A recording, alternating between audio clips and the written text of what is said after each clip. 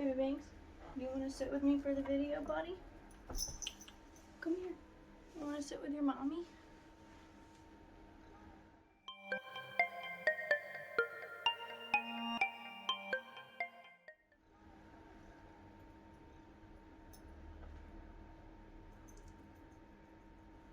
You want to sit down? Hey all you guys, it's me, Lem, from ADHD Aquatics, and today we're going to be setting up a little temporary home for our new friend coming to see us. It's a flowerhorn fish, and we were originally going to name him Frank. I was originally going to name him Frank off of Joey King of DIY, just to name him after that, because I'm a big fan. But when Mr. ADHD found out that I had picked a name from another flowerhorn fish, he said, no, we will not copy off of someone else's flowerhorn name, and that we have to pick our own name. But we have been referring to him as Frank for the last couple weeks while we were talking about getting him and shipping him and everything. So we have decided to change his name to Sir Winston Walker Hornstrong III and a half. And we'll probably call him Winston for short. Or maybe Hornstrong. But, so this is a 20-gallon high tank, and Winston is a small little baby right now, and he's on the way. He's in the air, or he's on the ground, but he's in transit to us, and he'll be here either later today or tomorrow morning. But I'm very excited to meet him, and I wanted to just say, this is temporary. We're gonna be building him. I'm gonna be building him a big tank that's probably gonna go in front of the window. Now, Mr. ADHD wants a long tank for underneath the TV with a flowerhorn. I don't think that's such a good idea because of the humidity in the water and all the electronics, but if we can figure out a way to do that to where we can keep the electronics safe, it would basically involve me having to rebuild an entire new entertainment center, because I'd have to put like the Xbox and mount the sound bar and like move everything, and then the TV's still above it, so the evaporation, I'd have to have a tight lid. But so I figured that we would talk about flowerhorns a little bit first, and then you guys can watch me build the tank. So I wrote some notes because I'm not so good at memorizing things, but I got this information off of Wikipedia. I've never kept a flowerhorn before, so I don't know from experience. I'm just regurgitating the stuff that I found online, and usually Wikipedia is pretty reputable when it comes to like fish stuff. So I read that they originate from Malaysia. That's when they first emerged, and then Thailand and Taiwan in the 1990s. So it started in 1993, and then all of the breeding and inbreeding and stuff happened, and then by 1998 there were 4 varieties available in the United States. The genetics include so like they inbred a bunch of fish first, and then inbred a bunch of other fish first, and then inbred those together to get the different flowerhorns that we have today. And this was all in the 90s that this was happening over in Malaysia, Thailand, Taiwan, and places like that. So it was Red Devil, Trimac, Hybrid Blood Parrot, the Human Face God of Fortune, 5-color God of Fortune, and 7-color Blue Fiery Mouth. And that was the first generation of flowerhorns, which they called Luhan. I don't know much about like the history. I literally just repeated that off of Wikipedia, so I don't know how true that stuff is. But a precaution with these fish, as far as like in the wild and stuff, these fish did not come from the wild. They were line bred and inbred from several different species of cichlids to get what we have today. and they are invasive in Singapore and Malaysia due to them being released into the wild.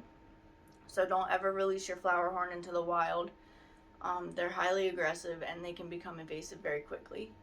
And another point of interest would be they're illegal to import to Australia. So if you live in Australia, you cannot import a flowerhorn. I'm sorry.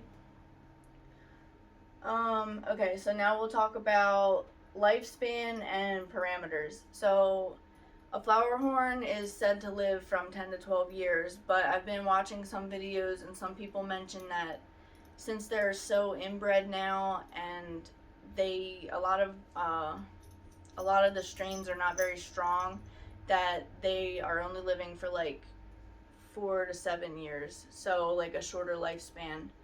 And they're also susceptible. They're like more susceptible to certain diseases than other fish because of the inbreeding and such, like hole in the head, ick, and digestive blockages. Okay, so that was lifespan. Okay, tank parameters. Figure, do you want to come sit with me since Banks left? Come here. Come here, big fat boy. Oh. Come here. Okay, tank parameters. They're typically kept at 80 to 85 degrees Fahrenheit, which is 26 to 29 degrees Celsius, and a pH of 7.4 to 8. I also read the degrees of general hardness would be like between 8 to 20. I know, Bagheera. So online it said that a minimum tank size would be 40 gallons or 150 liters. That would be like a minimum, and that the optimal tank size is 75 gallons, which is 280 liters. Like I said before, they're very aggressive fish, but you could get some mild-mannered flowerhorns. But they like to dig also, like as far as temperament and behavior, they like to dig. So you will have sand in your tank. A lot of people keep them bare bottom, but we're going to do sand today. And I believe that if a species likes to dig, that you should provide that for them.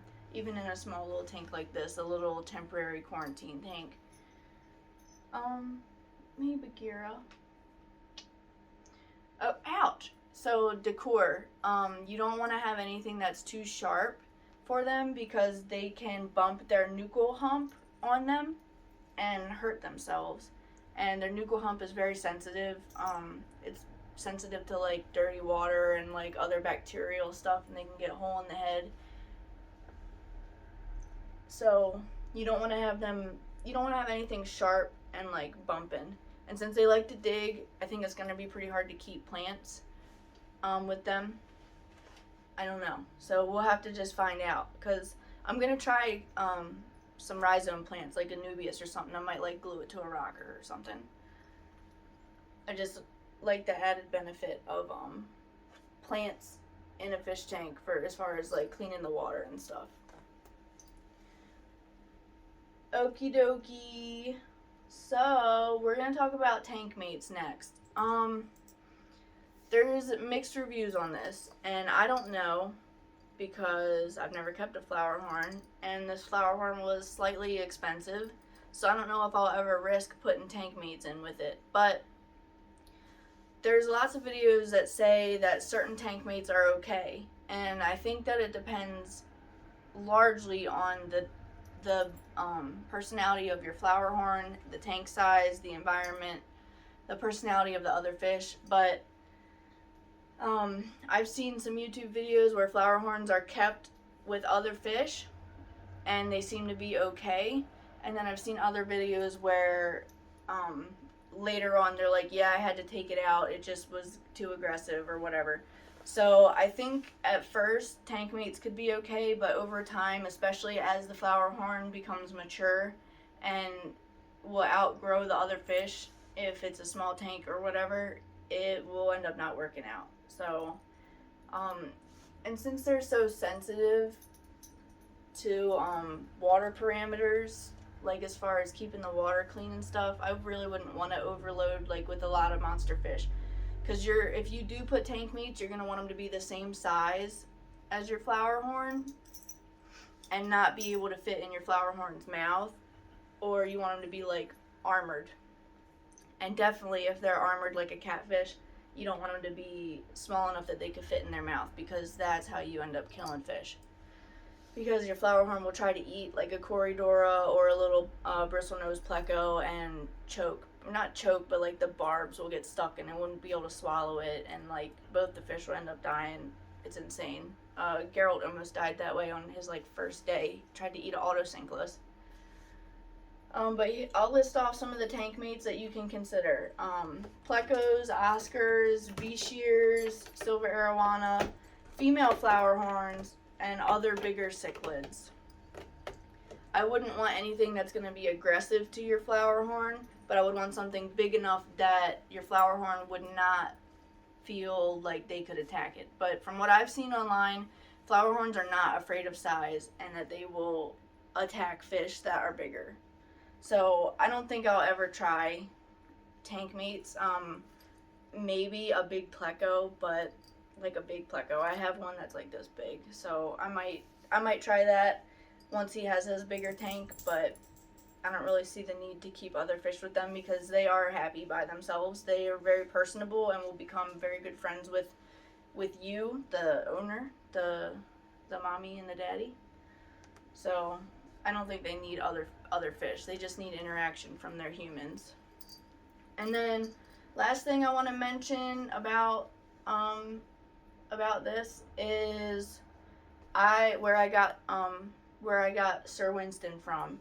I ordered him from a friend on Facebook called Chris Lambert, and he runs or works at the Fish House, and that's a fish store in Michigan, and he ships fish. So he doesn't have like a page or a YouTube or anything, but if you friend request him, Chris Lambert, he posts like his fish like online on the Facebook page, so on his like profile, so you can see it. And then that's how I ended up finding it, because I ended up just adding a bunch of people that had like fish in their profile pictures on Facebook, because I'm trying to make more fishy friends. But that's about it. We're going to be doing sand. The sand that I got is called,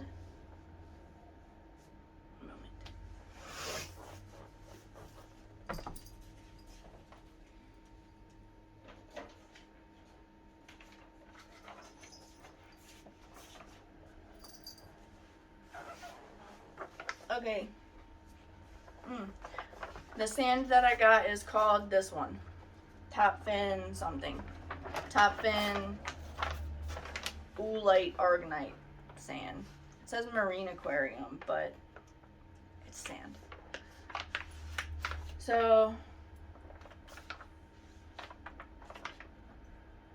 this is not inert sand, just so you guys know. So inert means it's not active or it's empty. It won't dissolve in the water. It won't provide any type of pH buffering or hardness buffering. This is not like that. It's not active because it doesn't have like that bacteria in it or whatever, but it is something that will dissolve over time, the aragonite, because it says right here, supports optimum pH, supplies calcium, strontium, and other essential trace elements. So basically this will dissolve over time, kind of like a crushed coral. Instructions: for best results, use at least 1 pound of sand per gallon of water. For deep sand beds, use at least 2 pounds per gallon of water. Rinse a few pounds of sand at a time until water runs clear. Never use soap or detergent. Place the rinsed sand into the aquarium. Placing a new substrate directly over an established bed can harm aquatic life. For an existing aquarium, gently mix small amounts into the established substrate over a period of a few days. Whatever. So, I already rinsed my sand here. I did not rinse it very well, so what's going to happen is I'm going to put it in the tank here, and when I fill it up with water, it's going to be very cloudy. So we'll have to do a couple water changes, but I got a day to figure that out, so. And I'll be filling the tank up with some water coming from the sink in the basement. It will be warm water, and it has a RV filter on it, which pulls out chlorine, chloramine, ammonia, blah blah blah, all that stuff. So, without further ado, let's get to it.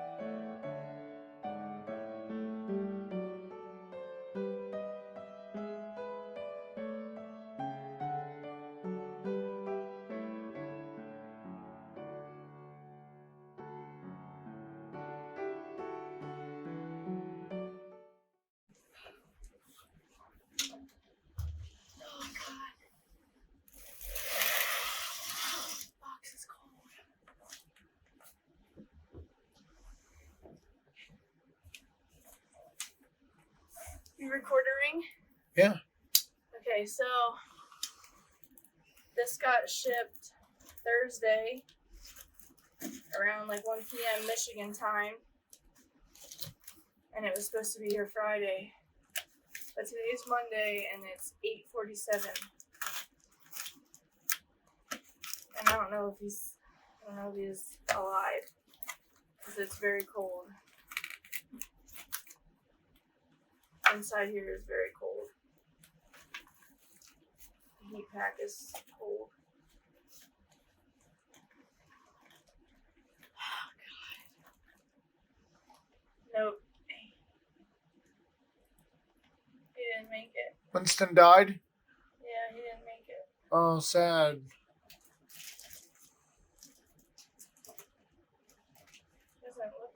alive. I don't think he'll come back.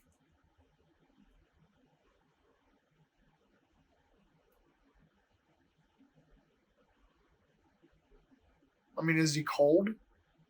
I don't know. He could just be cold.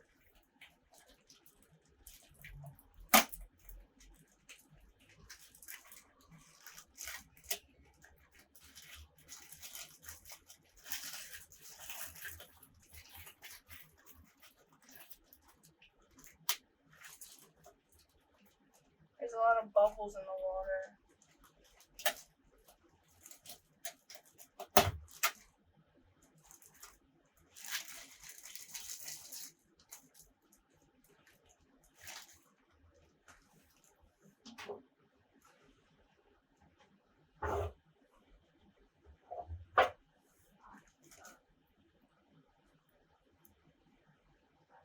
Sometimes they're just cold, but he's probably dead. Yeah,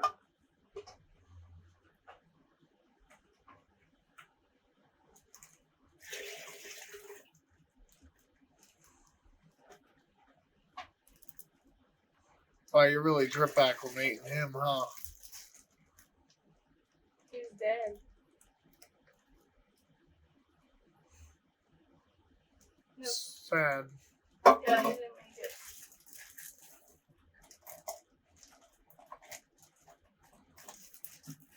Fucking UPS.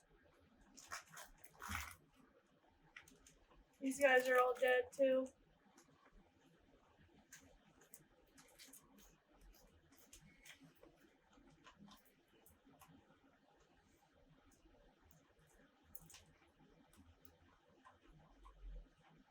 I don't even remember what they were. Golden Rams.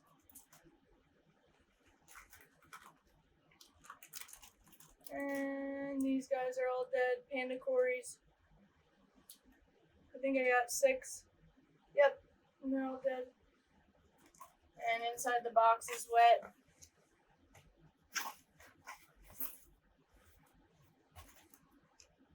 And this is like solid. I don't know if they get solid once they're done, but it's like not squishy.